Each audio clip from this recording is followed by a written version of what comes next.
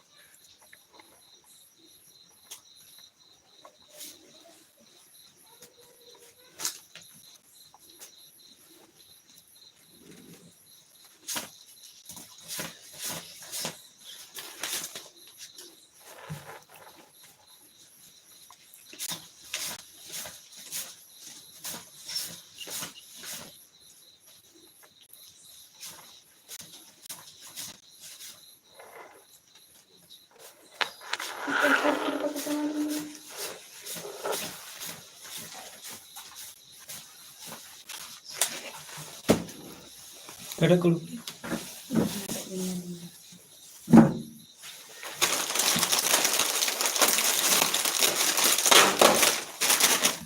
Pasta करने की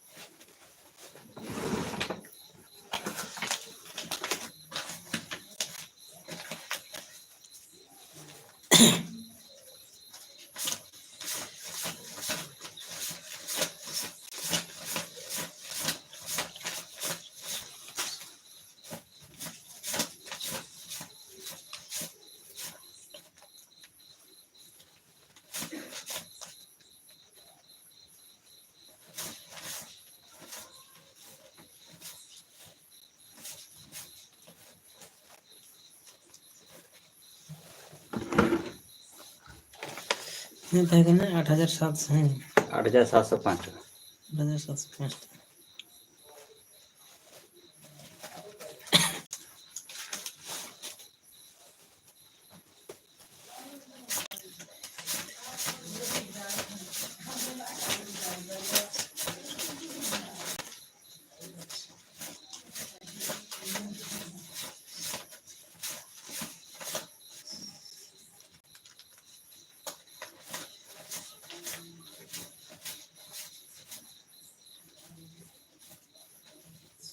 Masuk kan?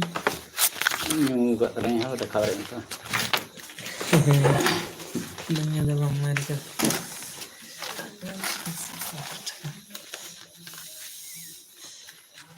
Aja 700 nya gitu. 500. Aja 750. Enggak di Hindi saya. 1 2 3 4 5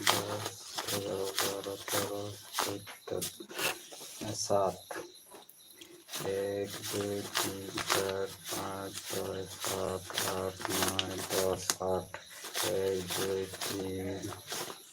7 8 9 10 Nah, pasti. Gitu. Ya, saya pasti. Demi jalan coba kita motor kan. Ini cak wajib kan. Ada bahi kena mana red kati ढेर के up down ऐसे और बोतर हो जाए Red tuh itu kami itu kali kali kan.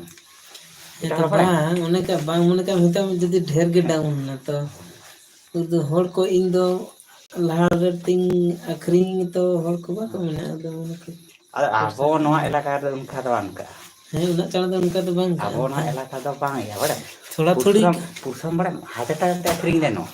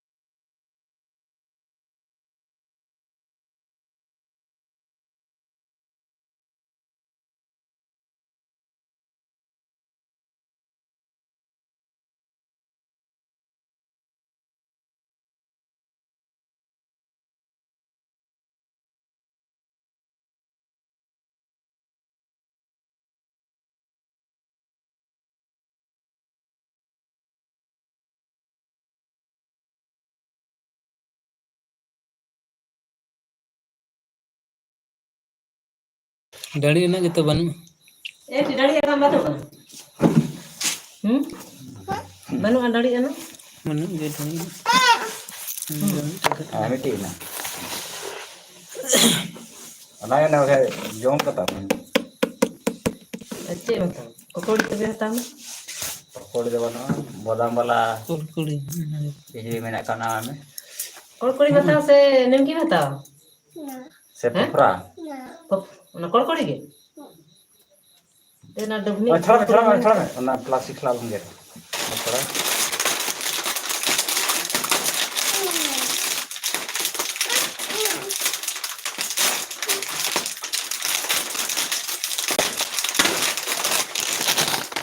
अरे लगाओ कना देन कोकोड़ी Gitu ya. देन कोकोड़ी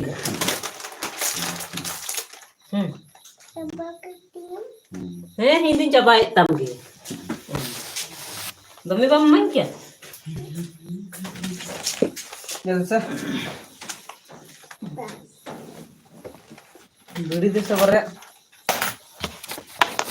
पैसा तो पास Beri bare. इधर सारा मन से हैं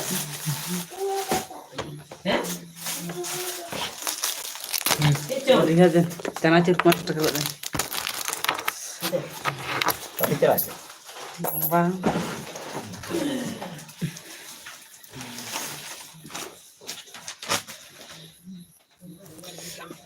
चना चूर है.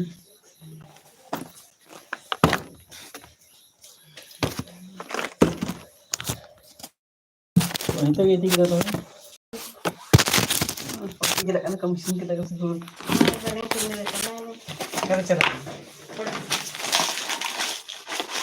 Kita timpal ini nyel gitu ya. Remi le kada kasih orang itu banyak gue kada iya kok. Mereka banyak gue coba nanti. maaf ya kada lain me go kata main tractor तेनी उठा को था ना दे बांग के दिल जरा को दिन जरा jawab kamu saya kita kita ini में गप्पा हाँ ada kan Kada? गप्पा तो थोड़ी पीछे चला बुझ जा हां गो लगी ini टाइम तो कितना ने तो कितना का नंबर आता है ya lu चूड़ी कितना का नंबर लगा था ने lगा दिन लगा लो दम kismis ini apa चे kismis किसमिस तो बन गई है लगा दम ही लगा ला तबे बांता घुरे बांग ताक ना घुरे लगा लेखान त मिटे हर दरकार सा जदि को हरे खाना ट्रैक्टर यागे ओडे 3.5 टन सी किदा तिना गाना तो मिधा पिसा इना माने 10-12 किलो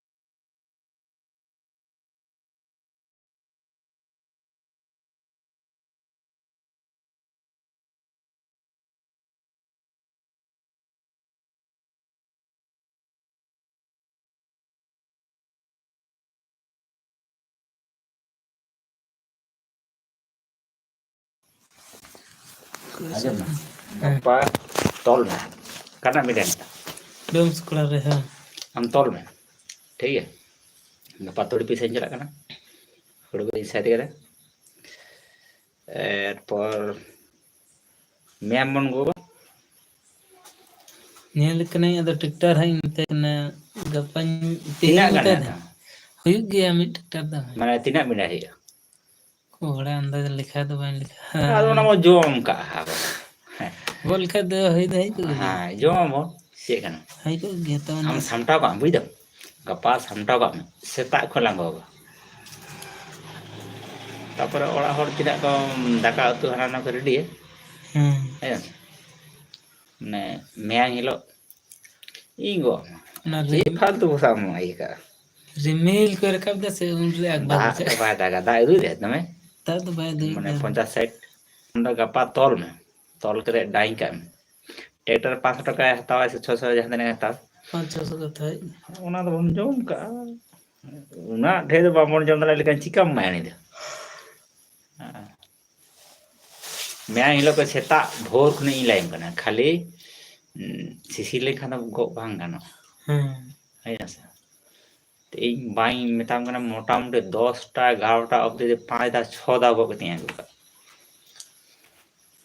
सरी लाइन या तना बिने गु कदा इन दो हियो आम लेके में ट्रैक्टर ते आगे तो ओड़ा को अरे इन बा तबे नुआ को जम जम का है हां तो है एटा के जो वेतन फतन बाय दरकार अब को दसे गो बिना गन्ने गो हेवा कने इnyel के से एमना दला हाला लांगोगा मैं ना गपा तोल में जाते ना मेना इद होई गरा इतने सहित कने बस गपा तोल साथ में आरनुका थाकी थाकी है सेटा 4टा 5टा खोलांगोगा इ लाइन कना से इन द जो तो पारदर्शी कने वहां गोल का कोना बंद करे में नो पड़ा गया था अब बात 5 टका 6 टका हतावा अब ओड़ा रे परिवार को जम कामा एटा हर चिका इदी इंता हम भाई टाइम बेतर टमाई जम आबन जहां तिना जम दाले ला रे गोन जम है तो वो से बड़ी ने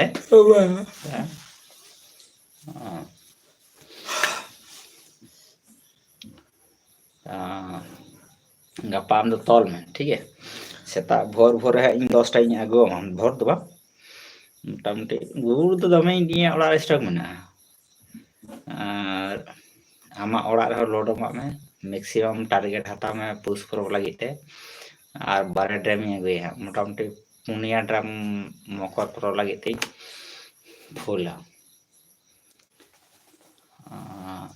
मिटन व्यवसाय दो का लेकिन लासन माम चला से तो कहानी है ना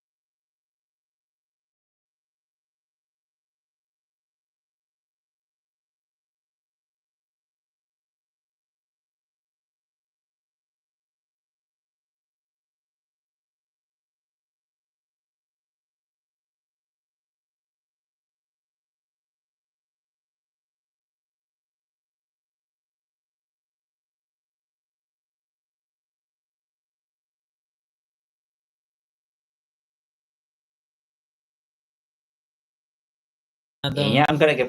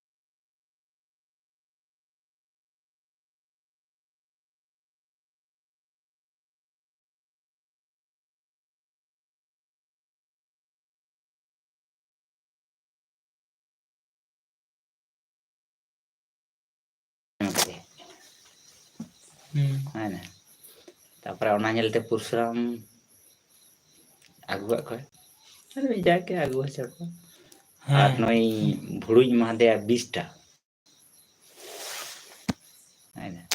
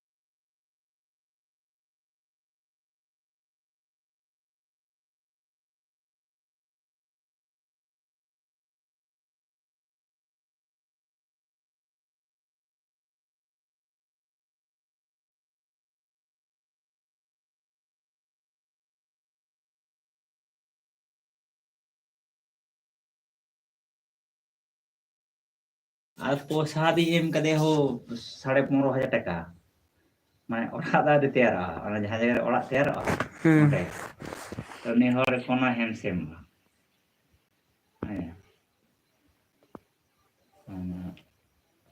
আর ইয়ে জায়গা তো মেনাক গে মেনাক তো অনকানাক জায়গা তো আমার বানুক তো কোনো যদি দমে গান মালেম আগুকা তো आगु कते दो जहाँ मेन पॉइंट खुना हाटे खुना नोड़े आम ठने हिजुए बा हिजुए bang हेता सेता इन छोटा येंगे कलम कतरा बहुत मार लेना हेडे गई मा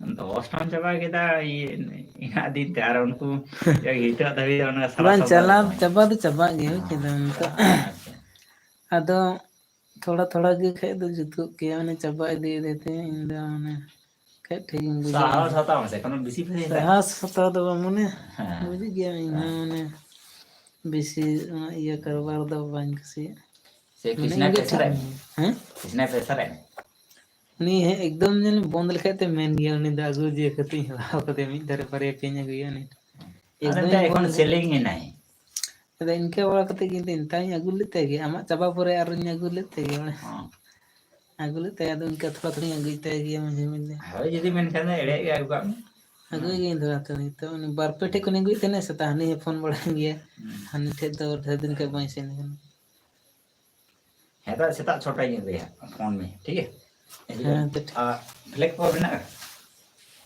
ये ना ना थोड़ा का फसा कर भाई कई दसर bang hari jati itu ni ana ke bare ta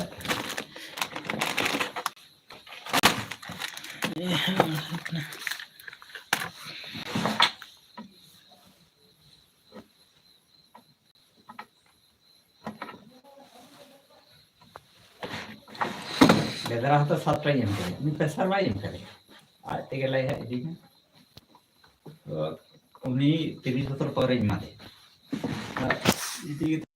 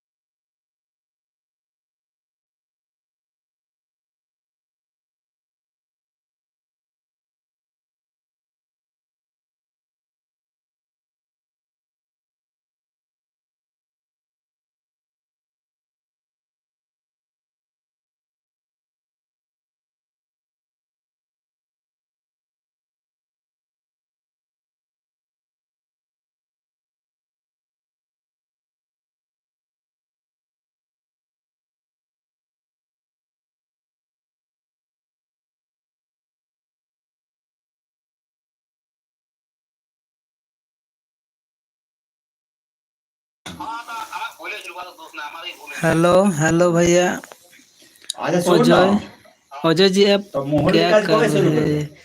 मैं अभी दुकान पे बैठा हूँ मोहल्ले का भैया कब शुरू मैं करें? वेस्ट बंगाल का रहने वाला है आप कहाँ से मोहल्ले देख का रहे हो? कब शुरू करोगे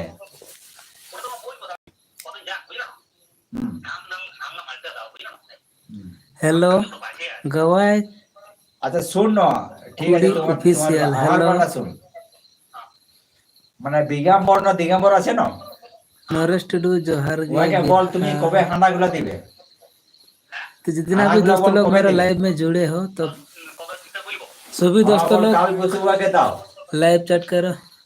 अजय मैं तो ना भाई नहीं वाके झारखंड बोलिस का ले ये रहने 15 वाला 20 टा है। আমাকে হানা দাও। अच्छा रांची, झारखंड रांची। थैंक यू भैया रिप्लाई देने के लिए। मैं না वेस्ट बंगाल का দেখো है, এখন पुरुलिया বুঝতে डिस्ट्रिक्ट পারছো पड़ रहा এখন है मेरा। সিজনের টাইম। और रांची तो मेरा হ্যাঁ यहाँ से लगभग 90 আর किलोमीटर যদি ওর जैसा কাছে যদি दूर है। নাই আর কারো কাছে যদি আছে যদি ও পৌঁছাতে পারে कुर्सिला थाना पड़ रहा है। হ্যাঁ তো পৌঁছায় দিবে। और हाल समाचार बताइए भाई लोग। आज तो দিঘা किधर আমার किधर বলছে बारिश हो गया, রেডি हमारा করবো तरफ এরকম বলছে। बारिश आया नहीं था। দিঘা আমার বলছে আমি রেডি করব। হ্যাঁ তো কবে করবে যখন সিজন পেরোবে তখন। আমি তো আগে थैंक यू दोस्त 2 মাস लोग আগে लाइक আমি करने के বলেছিলে যে लिए, जो আমাকে भी लाइक পুশ किए हो করতে আমাকে 20 টা হানা तो দিবে। मेरा दिल से धन्यवाद।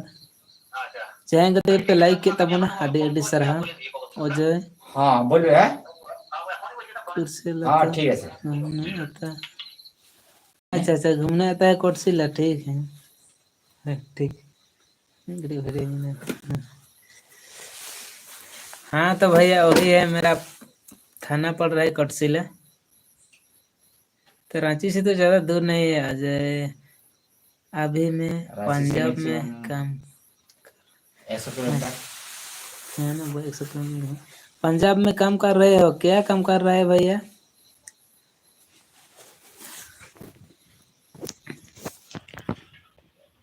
तीन साल हो गया भाई जी। अच्छे है भैया, काम तो करना पड़ेगा, कहीं भी करो, किसी तरह से पैसा इनकम करना है।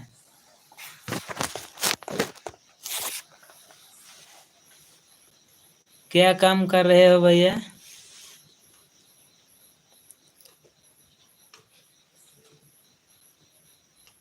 पंजाब पंजाब तो खास नहीं ना, পাঞ্জাব হরিয়ানা हरियाणा है। पंजाब हरियाणा मैंने इंडिया तो इंडिया रही ना है। इंडिया। एस के टूटू कूड़ा। हेलो भैया, हाँ बोलो भैया।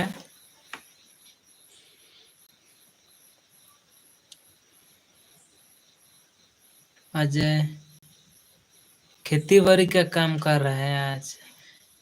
ठीक है भैया, खेती बाड़ी का काम कर रहे हो तो अच्छा है। उधर भी खेती बाड़ी तो ज्यादा ही हो रहा होगा। हमारा तरफ तो बहुत कम हो रहा है खेती बाड़ी। तो साल में सिर्फ एक टाइम हो रहा है क्या? घर जाने का मन करता है मगर जाने नहीं सकता। क्यों भैया, आने का मन कर रहा है तो आ जा। साल में तो कम से कम नहीं एक बार आना चाहिए। हाँ बेटा विमल भाई में रोटी तमक विमल मन कमला मन से दुर्बज में मटल है। विमल बन विमल मन अच्छा दिल विमल में से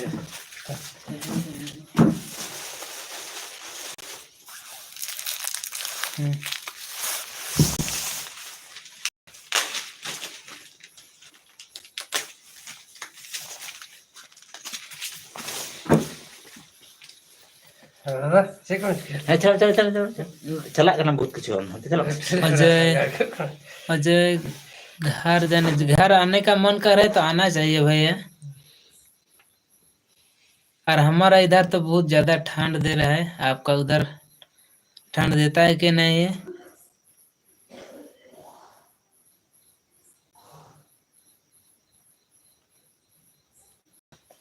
तो प्लीज भैया लोग, सभी दोस्तों लोग जितना भी मेरा लाइव में जुड़े हैं, तो सभी दोस्तों लोग प्लीज लाइव चैट कीजिए, लाइव चैट करो, ताकि दो बात करने से आप लोगों के साथ मजा आएगा। और जो है फिर ठंडी खत्म हो गया, ठंडी खत्म हो जाएगा। अच्छा ठंडी इधर तो अभी बहुत ठंडी है भाई। अभी भी लगभग 1-1.5 महीना ठंडी तो लगभग करेगा, उसके बाद खत्म हो जाएगा धीरे धीरे।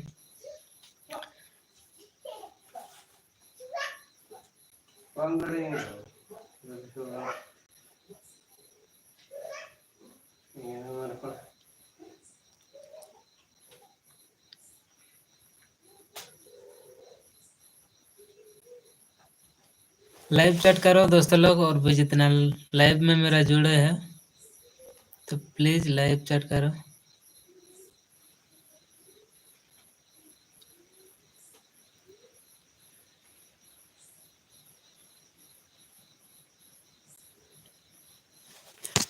तो जहाँ तीना गते को ना इन लाइव पे जोड़ा कान तबना जो को ना लाइव चैट तबन पे कमेंट तबन पे इना कान दो मिद बार कथा बन रपोड़ो ना।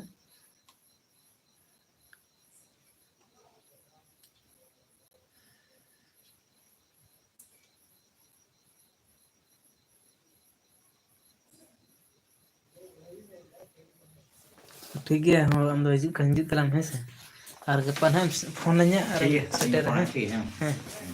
ठीक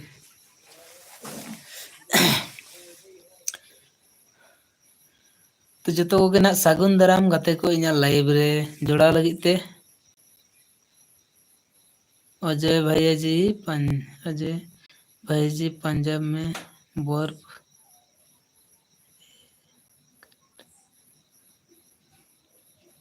अच्छा मतलब इधर से भी ज्यादा है उधर ठंडी क्या। जोहार के दादा नमाल जोहार के आडी सरहाव इन लाइव रे लाइव चैट लगी ते। अजय ठंड जैसा हो जाता है पूरा रोड। अच्छा ऐसा बात है अजय भैया जी, क्या करेगा किसी तरह से दिन तो निकलना है। नमाल चेद लेका मेनामा आडी नपाय गे ना दिनेኛ मेन के दो नते दो आडी रेयाड़ी तबोना आराम दो का खनेम नेले तलंगा लाई तलंग मेना। आज जहाँ तीना गे ना पे जोड़ा कान तबोना तो प्लीज इन चैनल टा पे सब्सक्राइब तबोना आपे को सपोर्ट नेहाते जरूर कना गते को। और आपे को चैनल मेना तबोन खान दो ना इन चैनल रे सेन गते ना मिटन वीडियो रे कमेंट का पे इना खान दो ना पे चैनल ही पंजा नाम दड़ा। और अजय भैया जी इधर क्या बोल रहा है, भैया जी थोड़ा देर में बात करता है। ठीक है भैया अभी तो लाइव चैट करने के लिए बहुत बहुत धन्यवाद शुक्रिया। बहुत तो अभी बात किया आप इसलिए धन्यवाद। अजय जी नमाल बीर गजर खन दादा नेल आका बीर गजर खन दादा नेल आतु दिसम दो ना लाइट में ओके पास नमाल टुयु दो ओका लेका नता को बड़ा चोंग हाँ नोने नमाल तुयु से थुयु बेस को बाñ पढ़ा दाड़े कान तबोना इका गने पे ओना लगी ते तो नोडे ओके पास से मेने तबोना ओका लेका nyutum ताम और रिप्लाई एमाय तलांग में नमाल ते इन दो तुयु कने से। अच्छा तुयु कना ओना कहते बीर गजर खने मेने ठीक है निता हाँ एना बुझा के तमा आमाक कथा आडी आडी साराव लाइव चैट लगी ते गते को। और अका कुसेन चना दा बड़ा केदा तो आले सेन दोना दा दो बांग सेटर ना मेनका रेयार ते दो आडी जोर गे सेटर ना आडी जोर गे रेयार कना होय दाय से एकदम रेयार गे होय हिजु कना अका कुसे चना दा केदा नो सुर सुपुर गे। और आपे सेने दा बड़ा के तबन खान दो ना लाइव चैट रे बड़ा हचेन तबन पे ना। आज जहाँ तीना गते के ना पे जोड़ा कान तबोना तो आपे को जुदी चैनल मेना तबेया से ऑनलाइन सोशल मीडिया पे कमी तबोना फेसबुक रे चाहे इंस्टा रे जहाना कोगे रे पे कमी कान दो ना बड़ा हचेन तबन पे। नमाल तुयु दादा बारिज अलम मने बा बारिज दो चेदा इन मने बारिज दो बांग मने हियो चेदा जतो को बेस कते के बो रपोड़ोआ। आदो ना बेस कते ना आमा दो ना बाñ बुझाव ले तमा nyutum दो ना इन बाñ पढ़ा दड़े तमा।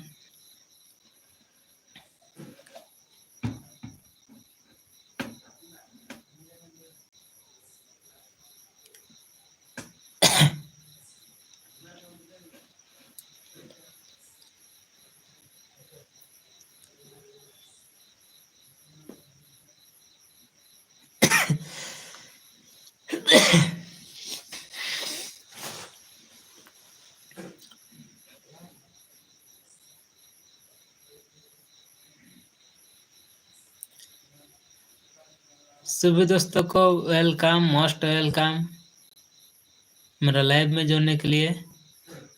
तो प्लीज दोस्तों लोग लाइव चैट करो और लाइक भी दे देना।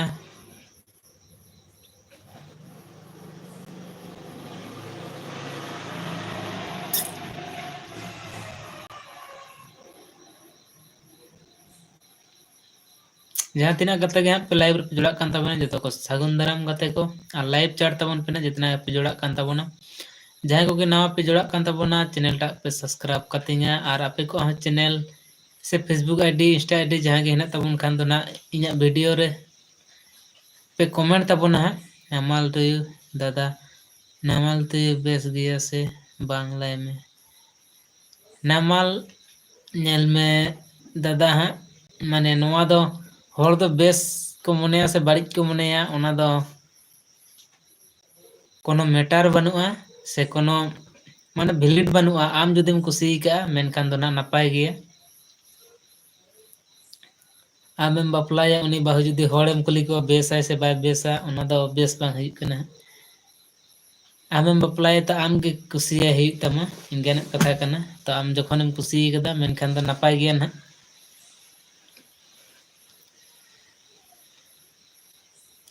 लाइक तबन पे गते को बापे लाइक तबन हाँ लाइक हो लाइक तबन पे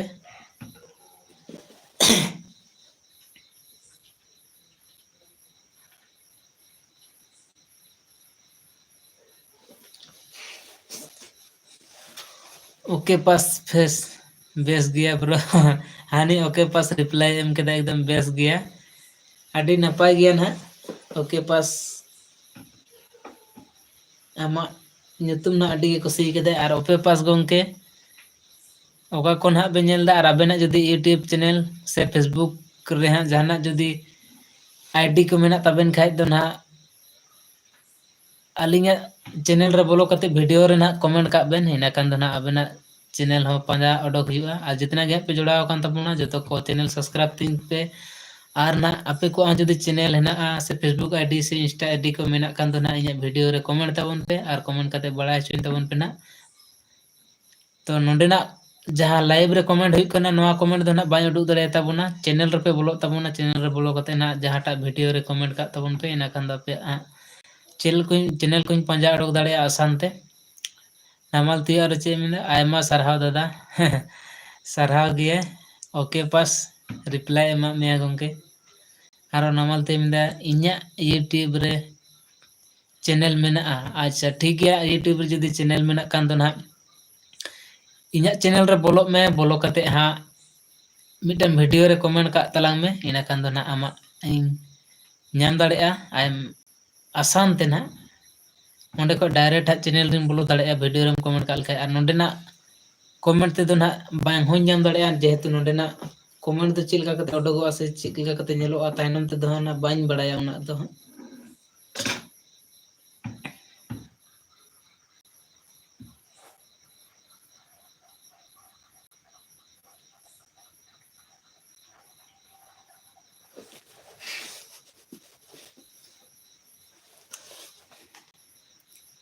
और बाकी खबर को ना लाई ताबन पे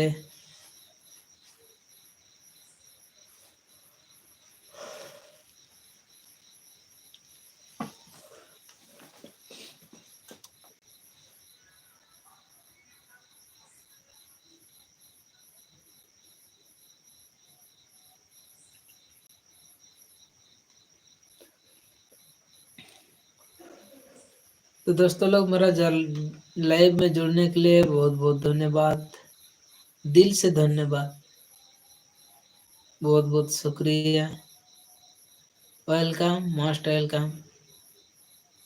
तो जितना भी दोस्तों लोग मेरा लाइव में जुड़े हो तो प्लीज दोस्तों लोग मेरा लाइव को लाइक करो और चैट करो, मतलब कमेंट करो, दो चार बात करेंगे। ओके पास गंके लाइक नामाल तो न तुम अड़ी यूनिक हो गया पूरा मुंह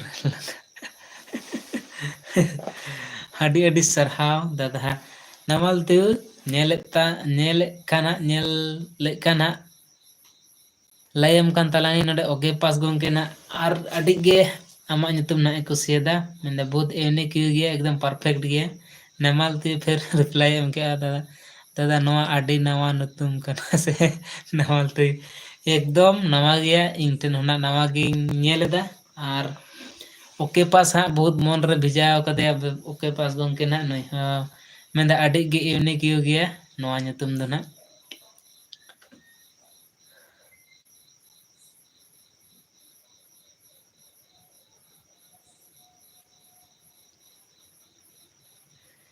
आरो जहाँ तिना गते को लाइव पे जुड़ा कान तबोना जतो गना सगुन दराम तो नो नोंका गना लाइव चैट तबन पे इना कान तो मिद बार कथा रपड़ो रे रस्का मजा बुझा कना आर का को खन पे नेले तबोना नवा को हाँ पे कमेंट कते पे बड़ाय चिन तबोना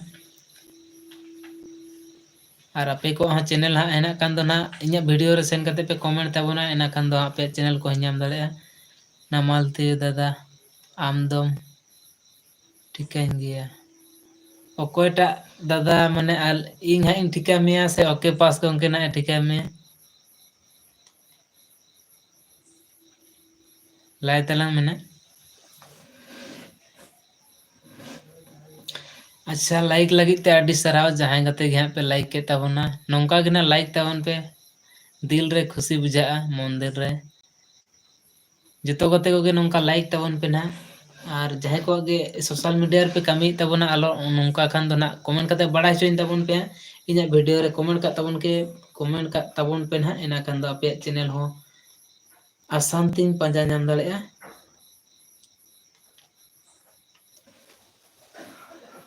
अच्छा इंगे अच्छा होई दाड़ेया तो नितो दो बाñ चिन्हा दाड़ेयाम कना और चैनल को जदी हिना कान दो ना इन चिन्हा दाड़े पंजा अडो दाड़ेयामा ओना रे जदी फेस वीडियो मेना खान दो और बंगान दो नोंका ते जदी हा इन लाइव अमेन कान दो ना चिन्हा में अच्छा अडी अडी सराव पेया लाइक लगी ते करते को जहां गे पे लाइक के तबना अडी सराव बहुत खुशी मुझे दे नोंका पे लाइक तबना तो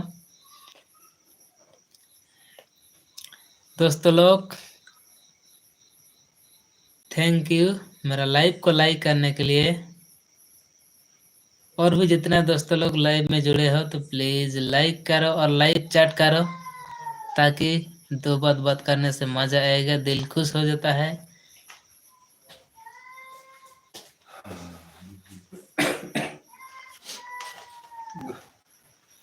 अच्छा पुरदुआर हम तक हिजुग कन राभांग रे कटी उसूल ñok ko अच्छा नोंडे अरे कमेंट के आ नमाल ते दादा आले से दो दाग के अच्छा दाग के ओना तेगे आपे सेना होयते आले कना ले दो आले सेन दो दाग दो ना बाय दाग कदा तो मेन काय दो रिमिल बड़ा ले तहने और हितो दो एकदम आडी गे रेयाड़ होय हिजुग कना हा जानि चंग आपे से कोन गे नवा रेयाड़ होय दो हिजुग कना अच्छा अब नते रे वेदर रे किछु उदुग दे परसेंटेज वेदर रे दो इnya रे तो बाय दु तहने छि हो कोर्स एरिया रे जाना रिमिल गे उदु तहने कोर्स एरिया रिमिल ते दाग दो बाय दु अपना दिन मिट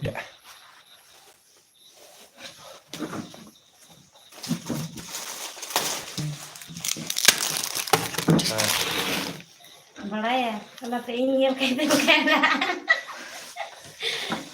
ओली चिली बीर कंते तुझे भाई को तेरा तो कैसे ये बोलता है राज लखे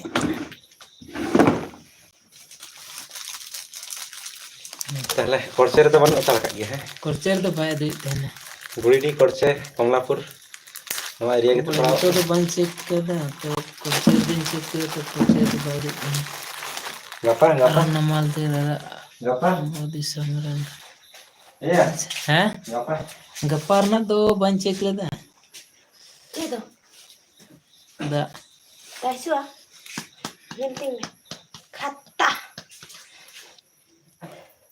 और नोंडे नमाल तो चे कमेंट कदा दादा अबो दिसम रन कन गे अच्छा अबो दिसम रन मेनते दो ना पूरा बम लायल का चिकातिन ठिका में है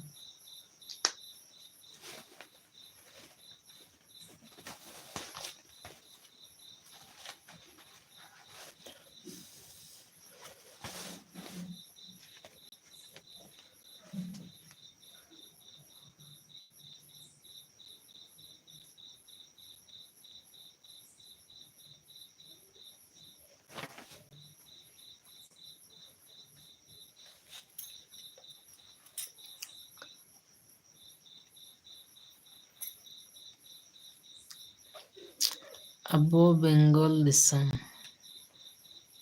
बेंगल हैं अब मा बेंगल दिसम रन कान गया बन मेन के बेंगल दिसम तो हुडिंग दे बनु असे बेंगल दिसम होना अडी मारांग गिता बना अडी लाटू गिता बना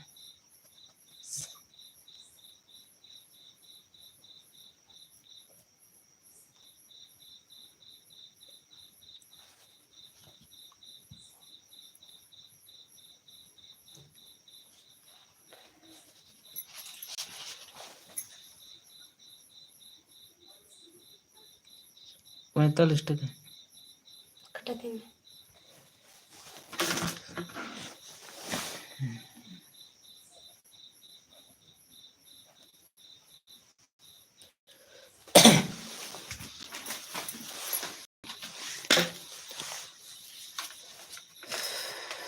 गोटा गोटा मेरे को हमारा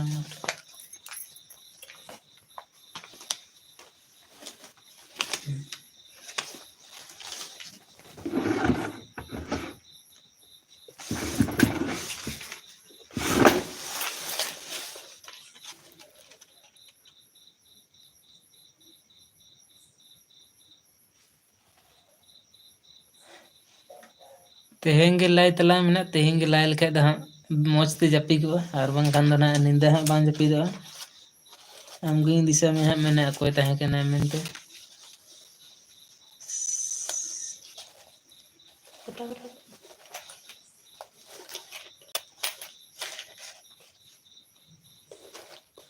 गुटा गुटा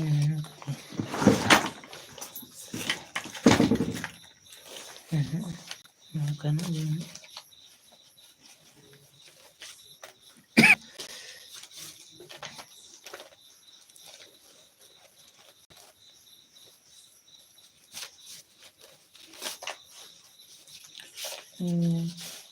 दो तीन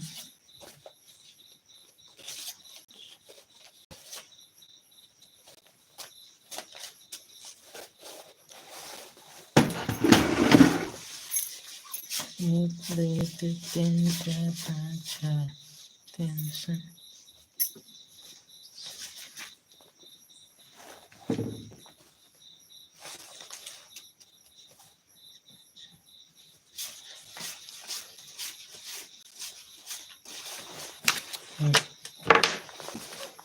कम से ढेर से कम ही अंक कोड़ा गिदरा हड़ गिदरा ता कुछ आप ऐसे कम में ना को में अंदर भी नहीं गिदरा हड़ एले एड़े के देंगे होला देंगे वैसे ठीक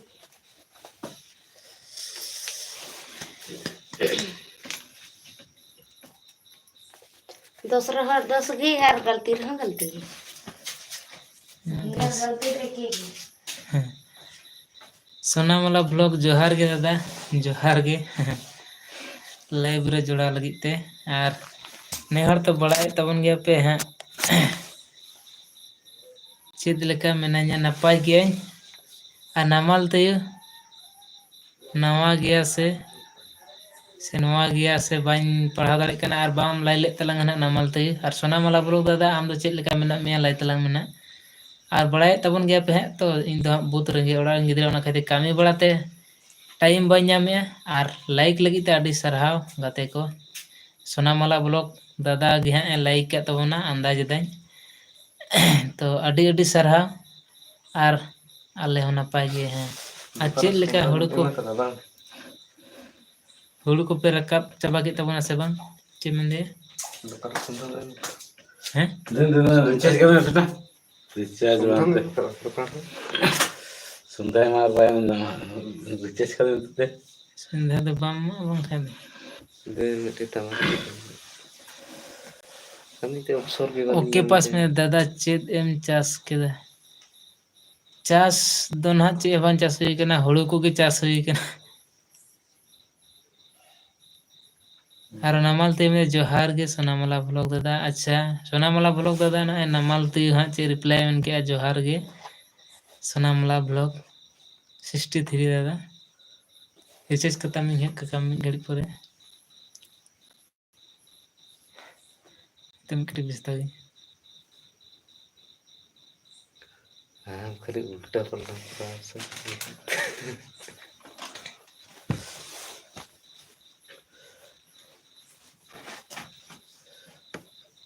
रिचार्ज करने यहाँ से बाहर हेडिंग आना हूँ रिचार्ज खत्म है कर बाय तेहन तीन दो ओके पास बारगी से बारगी अच्छा तीन बाय हेडिंग है बाय चार्ज हैं गप्पा गप्पा करपुरम कना से हाँ कन्फर्म चला है उनको अंदर तीर खड़ो को चिकाया तीर चिकाया हरु को बाय हुडू तो गड़ी बा है लेनते रका तो बाल दड़े का मैंने तो जावरा है कना कटी बाकी में ओके पास बाड़गी रे तो ना बेंगाड़ को थोड़ा थोड़ी ले लगाया का और आलूगा थोड़ा गन में ना और सोना मला भलोक दादा मैंने ओके पास जोहार गे अच्छा इन लाइव तलाते आपे हम कथा तबन पे ना तो रस्का गे बुझा कना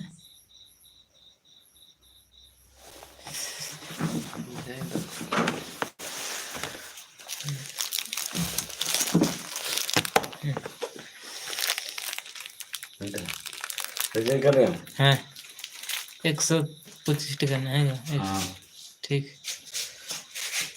130 टका है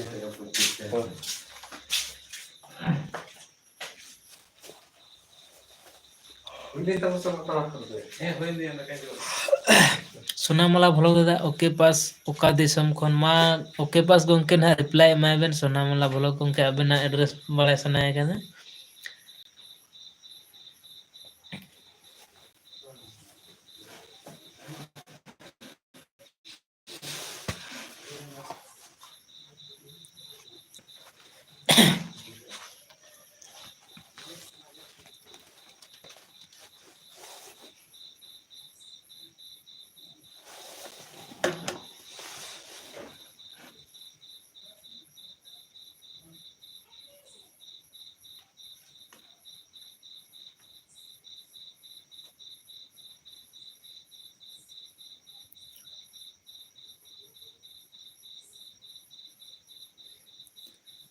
और हम जतो को बड़ा हिचुन तबन पे ओका को सेने दाग के तबना तेहिन ओके पास जोहार गे दादा मा सोना मला ब्लॉग रिप्लाई एम के हाँ ओका ना पे कमेंट तबन पे जतो को पे कमेंट तबन खाय दो रस्का बुझा जतो को इहो आपे पे कथा गल्प तबना इहो गल्प तबना कथा तबना तो जतो को मिट कते बन कथा तो हाँ अडी रस्का गे बुझा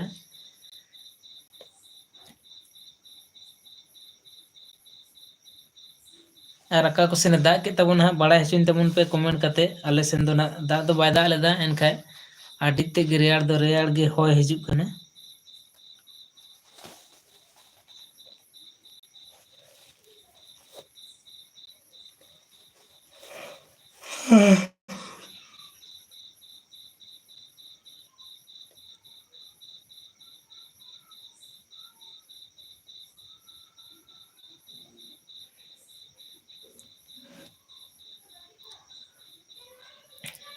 ओके पास सोनामाला ब्लॉग इंदो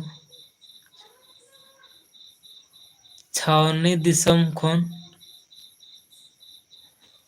ओके पास गंके नवा दो ना नवा नवा गिलिंग आजम के छावनी दिसम से थोड़ा थोड़ी आजम कान लगा हलिन दिसाय द तो बेस बालिंग बुझा दड़े केना ओका सेन मेना है छावनी से छवानी दिसम खन तो सोनामाला ब्लॉग दादा नोयला हाँ ओके पास रिप्लाई एम के तबना ओके पास दो ना छावनी से छवानी दिसम खन रोड़े तबना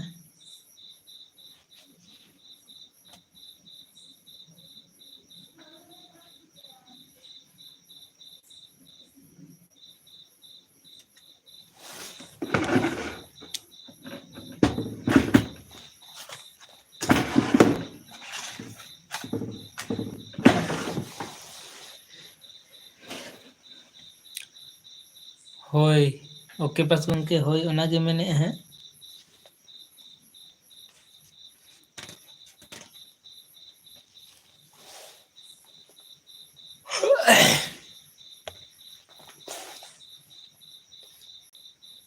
अच्छा सोनामाला ब्लॉग फिर मैंने ओका जिला कौन ओके पास गोंके महा रिप्लाई में बेन ओका जिला कौन मतलब डिस्ट्रिक्ट बड़ा सनाए कना ओके पास बांकुरा अच्छा माने वेस्ट बेंगल अब जो बंगाल बन सोनामाला ब्लॉक उनके होना बंगाल ओके पास हो बंगाल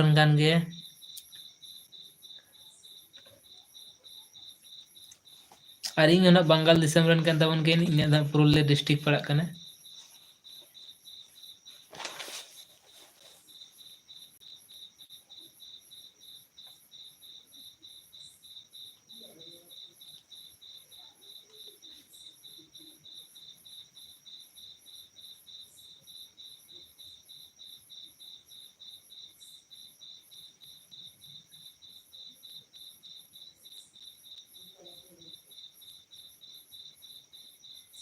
सोनामाला ब्लॉक गोंके धना लय के तबना मेदिनीपुर डिस्ट्रिक्ट अच्छा अड़ी साराव ना ओके पास फिर सोनामाला ब्लॉक अबिन दो ओका खन ओने तो ना रिप्लाई एम कदा ओके पास गोंके चोट रना नेल बेन मेदिनीपुर डिस्ट्रिक्ट ही कना अच्छा मेदिनीपुर डिस्ट्रिक्ट अड़ी संगीन है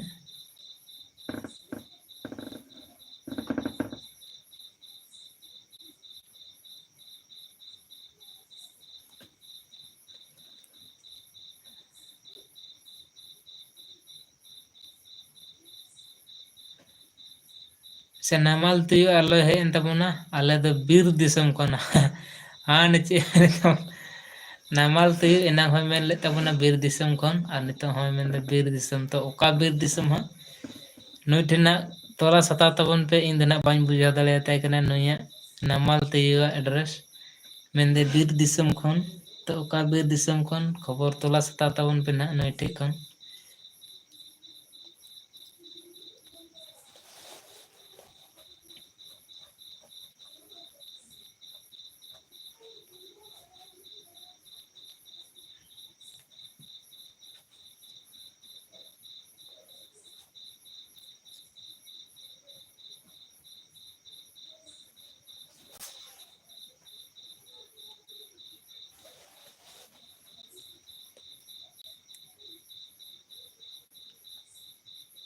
सोनामाला ब्लॉक बीर दो ओका जिला तुयु मा नामाल तुयु गोंके सोनामाला ब्लॉक गोंके रिप्लाई में बेन ओका डिस्ट्रिक्ट मेंदे ओका जिला मेंदो ओका डिस्ट्रिक्ट ओना कथा गिने रोड़ेआ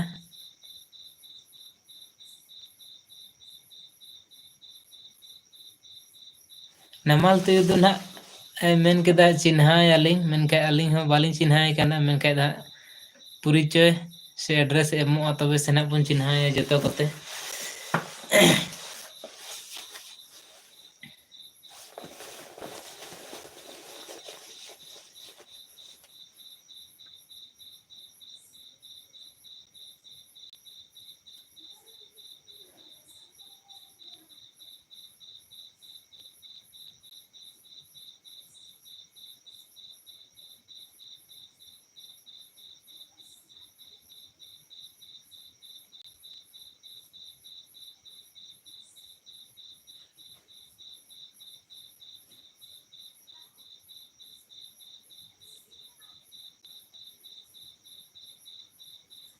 अच्छा नमाल ते बीर जिला तले नमाल ते फिर रिप्लाई एम के तबना मैंने बीर जिला तले वैसे ना 1 मिनट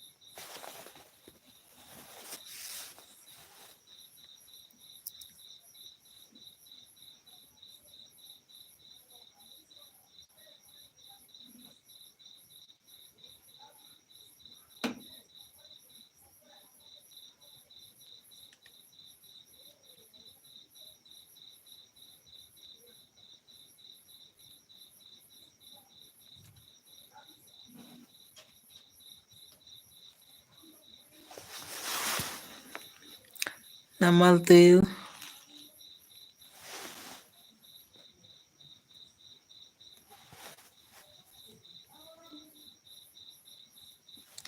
फिर चे रिप्लाई एम के तबन ओके दादा बाय बाय सिम जम इन चला कना अच्छा आले ओड़ा एम चला से हैं ओका सेनेम चला तबना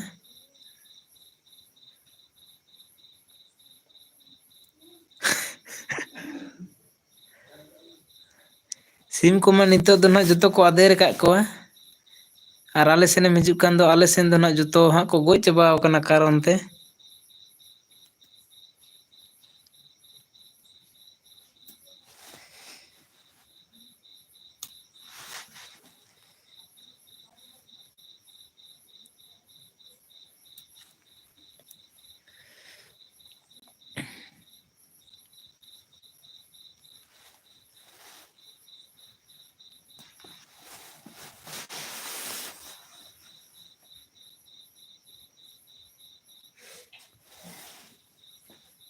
Din jam untuk ini ini terlihat menggalakkan dulu kuah. Iya aku dah orang gede ya kak.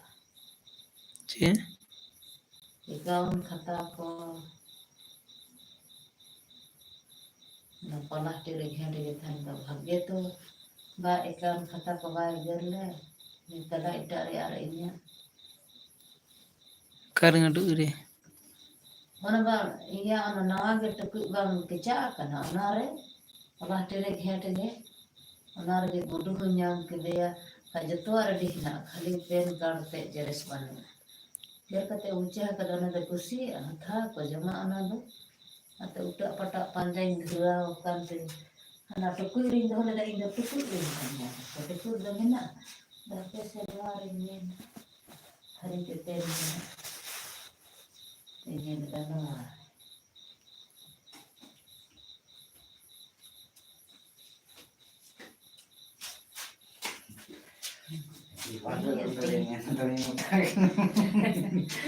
ini nak tahu ini aku dah tahu kita ಅದೇಂದ 350 लेकिन तुमने मोटा याद करता nungkan jenis orang cakap mata jati nak ke orang jati nak mata अंदर में लगे हैं मान लीजिए Pesta aku sih ini bang saya tidak karena orang itu kali mulai dari mata dia तो वही तो है नहीं जाते थे अरे क्यों yang kesadaran dia atas segala mereka कौन सा कुरकुरे दो भैया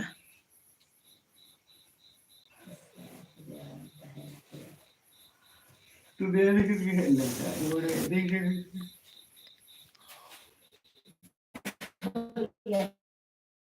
Mungkin mereka tidak kali itu mana coba तो अपना टेंड उड़ा के दसना तो पहले बड़ी ना वो बड़ा आले हो ट्रैक्टर से आगू नेंदा और पापा धड़े ढलाई लगी चला लगी अच्छा टकाटा दिबे दाও টাকাটা দিবে তারপরে দেব Kita letak dah na rakat dah dekat sekarang kira gini kira Jawa. ये तो डाल दे अरे नहीं है আজ ঠাকুর কোথা থেকে जब हम कभी দেখছেন Ano dah ding bayar dah nak tadi ya kita इधर नारा है बाबा को चेक बुक को चाहिए kakak. नहीं तो लगे होने वाला Oh nope tu ada tu calon kerjaan dia. Itu tu motor kakak. ये है Iya cekun. आज ठाकुर क्यों है नहीं किया Nanti iya क्या बोल रहा है भाई हमको तो कुछ पता नहीं पड़ रहा है बांग्ला से बात कर रहे हैं या आप हिंदी से बात कर रहे हैं बस ये देने वाले patek kan. Patek kan kau. पटे का नाम तो जाए Ya. Saya bahas itu apa sih? Saya bahas itu kayak sini. आज ठाकुर 20 रुपये दे दूंगा अच्छा क्या लेना है भैया आपको Bago si ate bahay sa kate ka.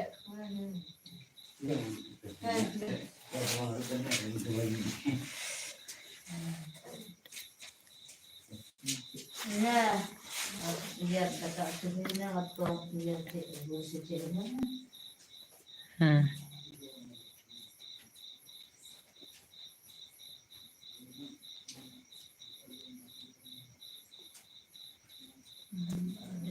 Kita ikan yang keren berarti itu coba.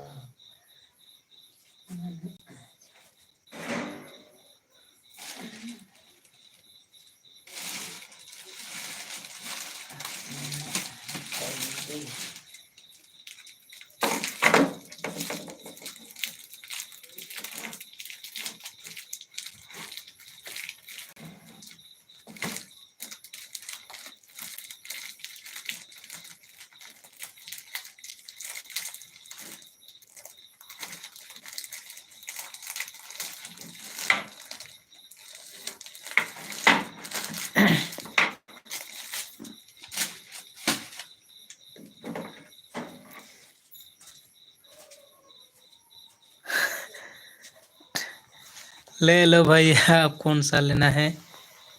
Kurkure आपको अच्छा लगता है, ले लीजिए।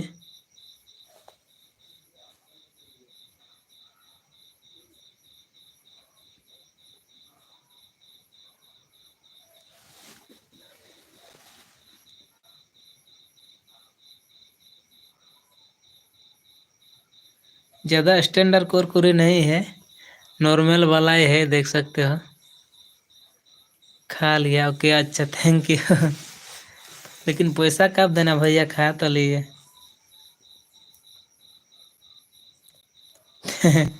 थैंक्स, तो मेरा पैसा कब दोगे ये तो बता।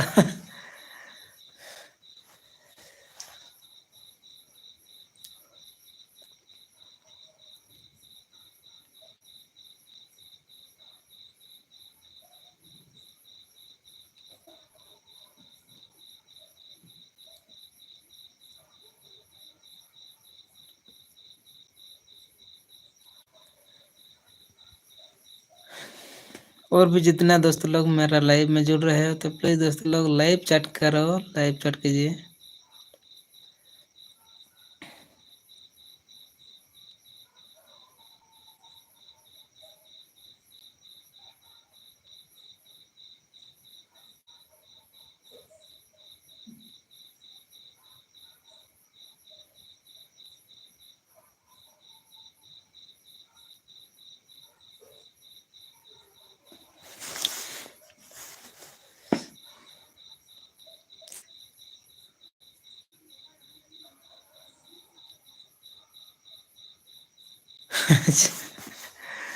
पे कर दो, पे कर दो। आपको स्कैनर दो क्या? स्कैनर मेरा पास है तो उधर देख सकते हो। कहाँ है वो छोटा सा दिख रहा है, उधर है स्कैनर। स्कैनर आपको दे देता है, स्कैन करके भेज दो। कितना खाया है अब हमको तो मालूम नहीं, आप ही को पता होगा कितना खा लिया है कुरकुरे।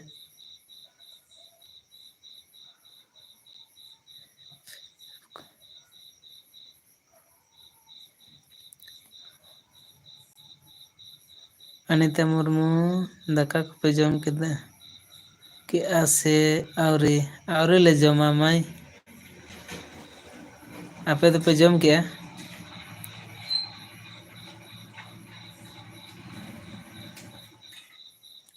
आवरे ले जमा ओड़ा हड़ को दो को जम केदा जानिच चोंग इन तो इन दुकान रे मिनाया इनाते बाइन जम का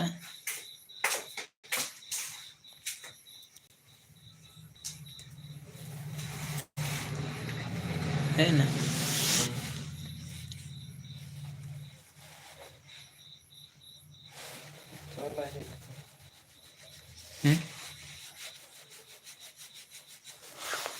हाँ,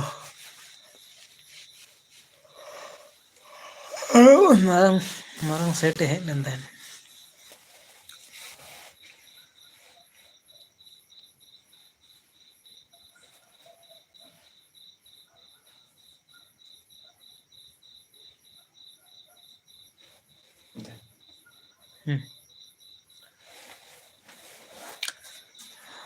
अनिता मुर्मू माय में होय जम के आले आपे सेन दो दाग बड़ा ला से बन तेहिन दमे रेयाड़ गे होय हिजुक कना आपे से खन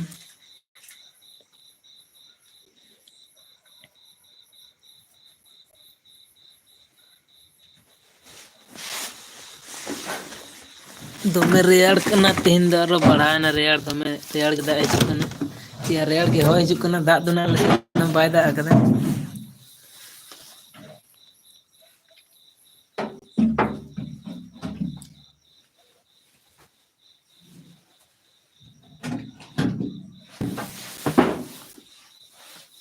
ना ढेर टाइ कुटुंग दे भाई सिल का मिदा है यू वजनी टीम सम दिया से खाली कते में दी ना एक के हां ना तो एकल है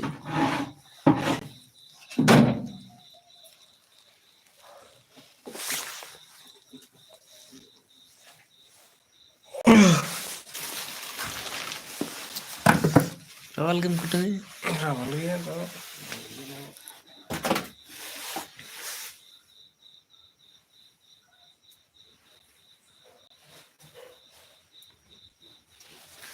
कितना लेना 10 केजी 700 अभी का टीम दो को जो का इन टीम ते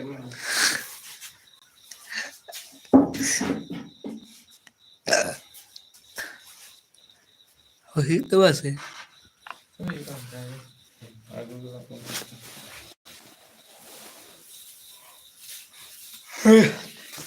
तीना व्यस्त होड़ कान चाहिए अच्छा ओके पास दादा ब्लॉग वीडियो अच्छे ऐप तेम एडिट एदा VN या VN ऐप ते एडिट ही करना VN में धेमटन ऐप में ना उना ऐप ते के वीडियो तो एडिट ही करना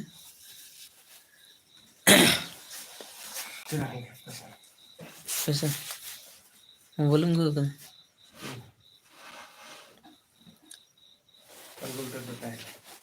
कैलकुलेटर बड़े battery चिपा kan jadi isinya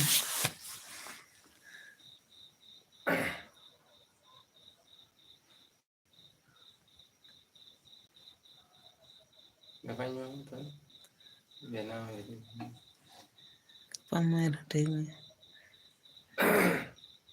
nggak pakai teor guru lagi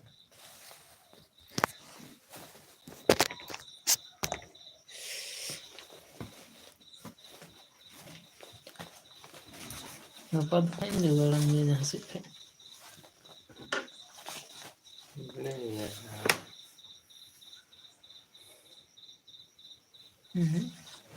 दशमी गुंद इन दवाई लग ona तो बंद कर 200 मिनट 700 ग्राम तो विनेगर सब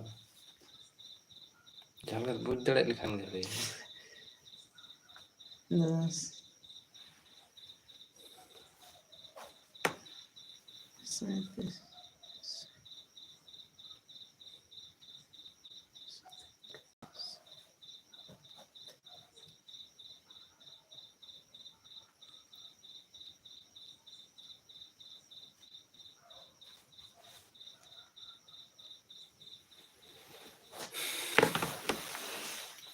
Hindi ko rin online yung maraming kumbaga.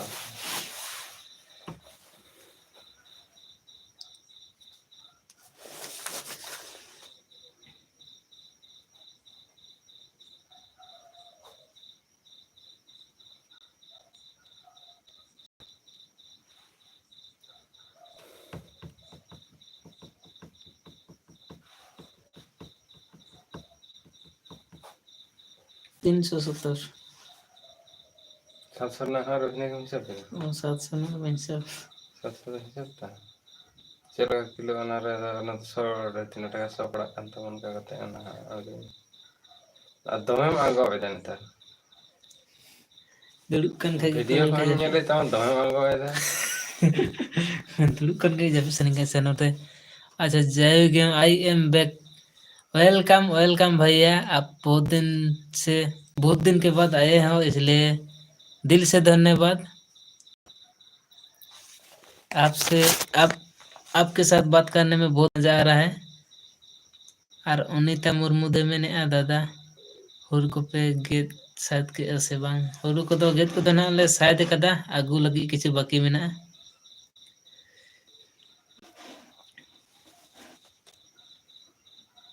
37 टका केजी जदि हिजुआ तो चेक का सब पड़ा 3 टका 70 पैसा 3 टका 70 पैसा तो यह के साम से तो जाएगी में कुरकुरे है 2 टका हैं हैं यहाँ 3 टका 70 पैसा 4 टका के साम से 428 माने 2500 का है थोड़ा कम टीम के दिन में बताएंगे हैं टीम के दिन में बताएंगे अच्छा अपन डंक किटिंग वाला कुरकुरे है कि नहीं कुरकुरे तो है भैया मगर आपके पसंद वाला है कि नहीं वो तो नहीं बता सकता है आपका फेवरेट कुरकुरे है कि नहीं देख लो आप अपना आंखों से इन मैंने 37 टका कति हिसाब किया मैंने गोल मैंने टीम में से टीम से है तो ठीक मैंने 370 अनते 25 टका जन से ना 70 80 90 95 395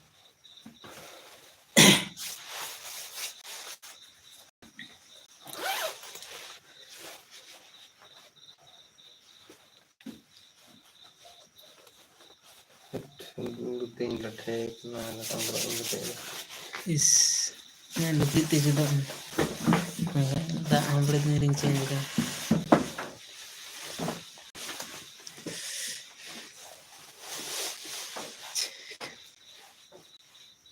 भैया गेमिंग वाला भैया आप रिप्लाई नहीं दिया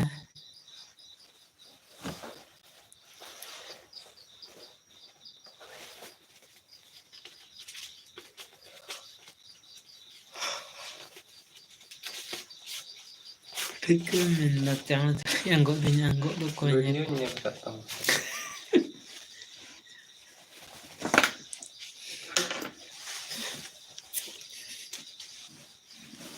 ओके पास दादा नवा ठंडा रे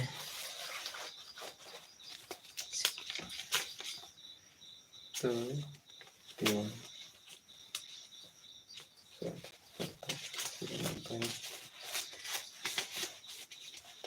ओके पास दादा चेक ना मैं नचो के दा बेस्ट ना बाइन बुझा लेया बाइन बुझा लेदा मोड़े टका बनवा चिम गया मोड़े टका बनवा 1 2 3 5 6 7 8 ठीक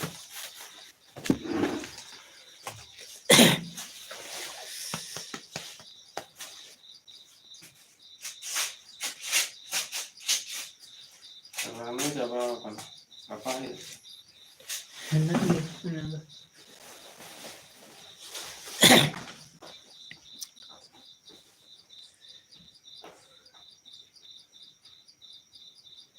आडी आडी सरहाव जहाँ तिना गाते को घेना इना लाइव रे जोड़ा लेन ताबोना छुल्लू मेनते तो ना भाई बुझा लिया तारे ना अच्छा जहाँ तिना गया लाइव पे जोड़ा लेन ताबोना जतो ना आडी आडी सरहाव और बहुत घड़ी बोन कथा केदा और कथा लगी ते आडी आडी सरहाव नोंका गिना आरो जोड़ा ताबोन पे और सपोर्ट एमाइन ताबोन पे ना और जहाँ को इन ठेन कोन सपोर्ट पे खाता लगी दो कना से खोजो कना उनको को दोना वीडियो रे कमेंट ताबोन पे और तेहन लेके दो ना मुचे दाबोन लाइव दो तीन दो ना निंदा ना प्राय 8 बजे लगी दो कना तो जतो को गे ना सागुन निंदा बड़ा चे पे ताबोना जतो को मस्ते जापी ताबोन पे नौका के बुझा पामा और गपा सेन तो दोस्तों लोग जितना भी मेरा लाइव में जुड़े हो तो सभी दोस्तों को थैंक यू मेरा लाइव में जुड़ने के लिए दिल से धन्यवाद और ऐसा ही मेरा लाइव में जुड़ते रहना और मेरे को सपोर्ट करते रहना क्योंकि आप लोगों का सपोर्ट में ही मेरा कुछ अच्छा हो सकता है तो इसलिए आज के लिए लाइव को एंड कर देते हैं।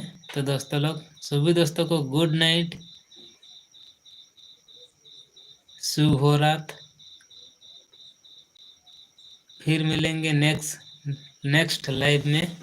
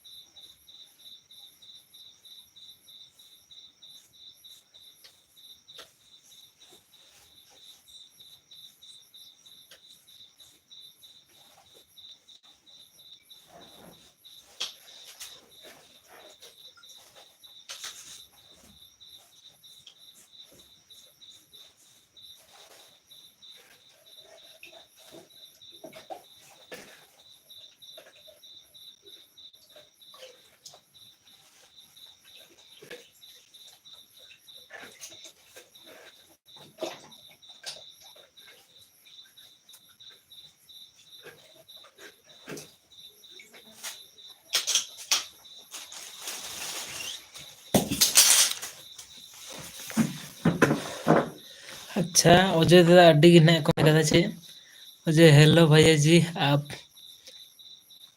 कैसे थोड़ा कुछ काम करने गया था। अच्छा मैं भी अभी काम करने गया था, थोड़ा काम कर रहा था भैया, और अभी तो थोड़ा रात हो गया ना, इसलिए माँ आया था बुलाने के लिए। मेरा घर मतलब किचन वाला घर तो इस यहाँ से थोड़ा दूर में है, इसलिए खाने के लिए बुलाया था माँ ने। शंभू हदा गे हेलो दा जोहार गे ओके पास दादा चेद लेका रबांग कना रबांग दो आडी केटेज गे रबांग कना बहुत दलहो गे रबांग कना ओका सेन चे दाग केदा इनाते ना रेयाड़ गे हो हिजुक कना नते तो लाई तबन बेना पे कुछ दिन दाग गे कना शंभू हदा दादा मेंदे जोहार गे दादा और चेद लेका मेना पेया नापाय गियाम से शंभू हदा दादा और आपे सेन दाग के आस चे तेहिन और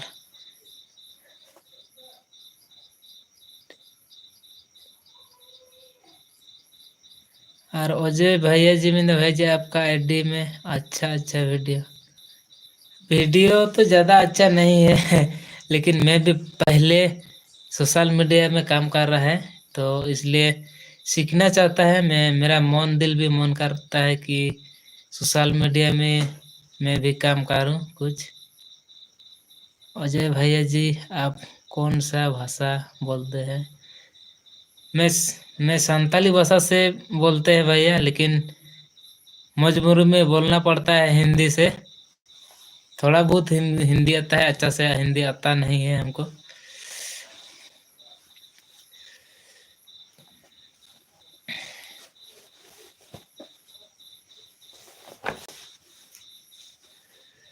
ओके पास में नवा रबांग रे दाधुआ पूरा गे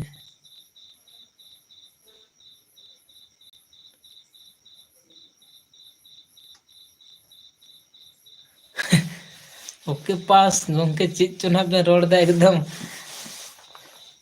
कन्फ्यूज कलिंग कना बेन है रिप्लाई के वाली एम दड़े कना मेंदे नवा रबांग रे पूरा गे नो बुझाव कांदा रिप्लाई के बांग एम दड़े कना बेस काते मीनिंग गे बाñ बुझ दड़े कना चे मेन लागिदो कान तलांग ना।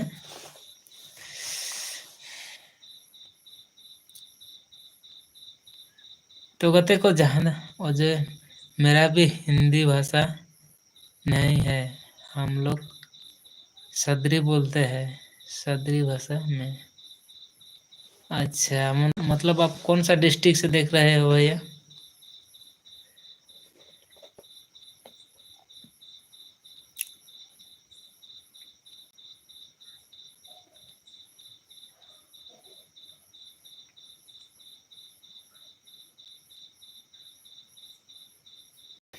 अच्छा रांची डिस्ट्रिक्ट के पढ़ रहे हैं, रांची का नितेश कच्छप को जानते हैं? नहीं इतना मालूम नहीं है, मगर रांची में भी गया है और रांची में काम भी किया है। अच्छा हाँ तो आपका उधर तो बहुत ज्यादा हिंदी ही चल रहा है ना, आपके भाषा अलावा दूसरा तो हिंदी ही है। मार्केट में भी जाओगे तो हिंदी ही बात करना पड़ता है आपका उधर, इसलिए आपको हिंदी थोड़ा अच्छा आता है। और हमको इधर तो हमारा इधर तो बंगाल है ना, सेकेंड लैंग्वेज बांग्ला में बोलता है और ये तो अपना भाषा में, इसलिए हिंदी ज़्यादा नहीं बोल पाता है। ओके पास अच्छा ओके पास उनके यहाँ से लाइदा ढाडुआ पौरा दादा। अच्छा है बांग्ला ते बोला तो बांग्ला पास किया जेहेतु बंगाल रन कनी ढाडुआ पौरा दो और चीज लेका ना दादा ओना दो अकाटा को मेता कना है आले से दो नंका दो बांग कमन बड़ा। अजय मैं तो भैया जी पंजाब में काम करने अच्छा आया है, मैं झारखंड का रहने वाला। अच्छा ठीक है भैया, बात तो बताया था पहले भी, अब बताया है मैं पंजाब में काम कर रहा हूँ करके, तो काम तो करना ही पड़ेगा भैया।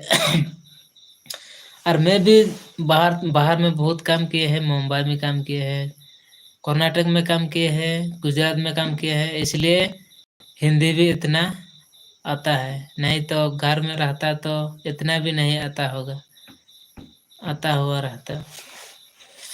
बाहर में काम करते ही इतना हिंदी सीख लिए हैं।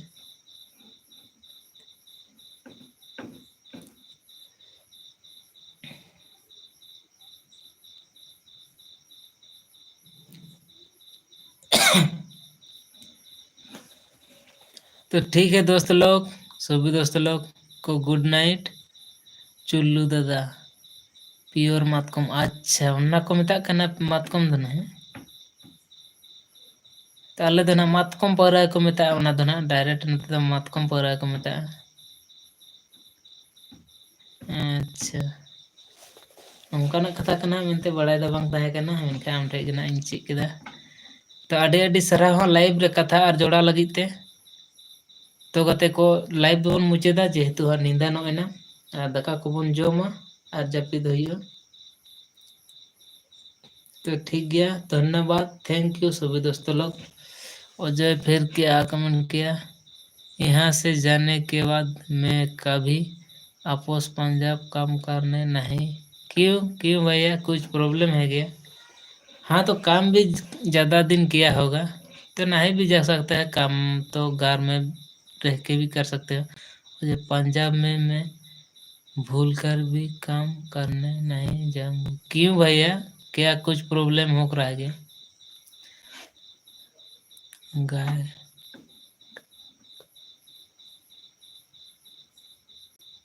हाँ भैया, गाय को तो हम लोग भगवान ही मानते हैं, उसी को लोग।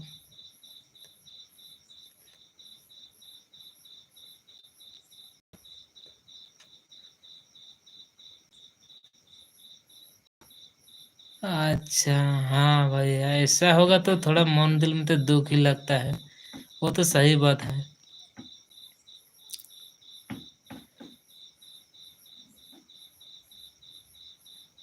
रोड का साइड पर ही फेंक देता है क्या?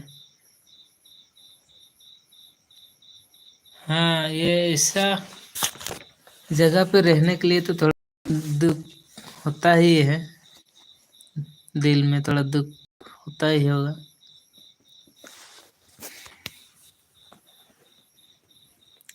अच्छा बजरे सरेन, हाय हाय दादा, आडी लास्टे लास्टे ना एम जोड़ायन तलंगा, आडी सरहाव लाइव रे जोड़ाव लगित ते।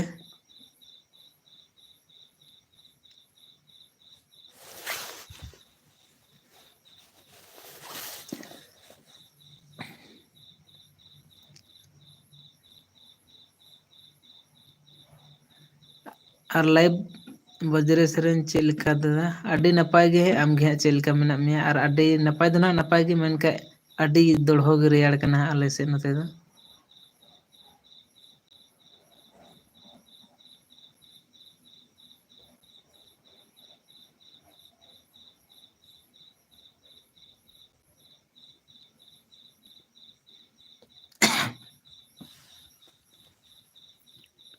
ऑपरेशन हो रेयाड़ कन गया है, और दाग के ऐसे बंग तीन दिन ना आले सेन दो ना दाग दो बाय दाग के, तो नवा सुर सुपुर से आकाशी चोना दाग के दा आडी रेयाड़ गे होय हिजुक कना।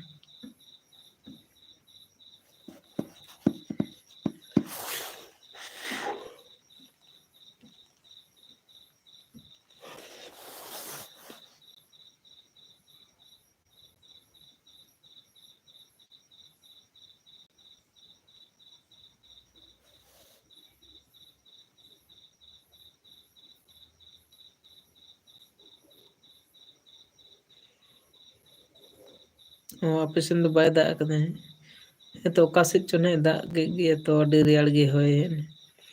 अच्छा अजय फिर मैंने जिंदगी तो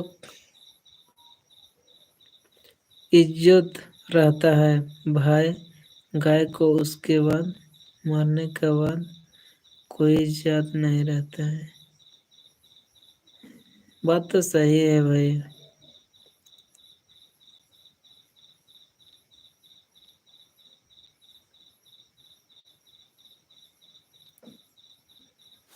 हाँ भाई ये बात तो सही है। कुछ कुछ जगह में ऐसा है, जिंदगी भर उससे दूध लेता है, सब कुछ काम कर लेता है, उसके बाद मारने के बाद कचरा के जैसा फेंक देता है। ऐसा नहीं करना चाहिए।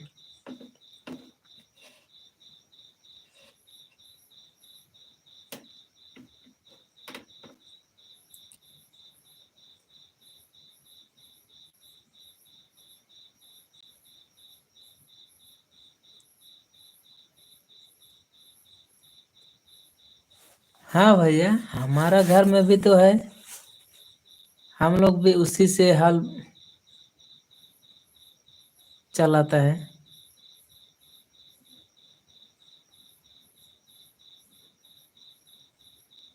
हमारा तो छोटा छोटा खेत है, ट्रैक्टर नहीं घूम रहा है, इसलिए हमारा पास भी दो है छोटा छोटा, क्या बोलते हैं, सांड बोलते हैं हम लोग, हार चलाने के लिए।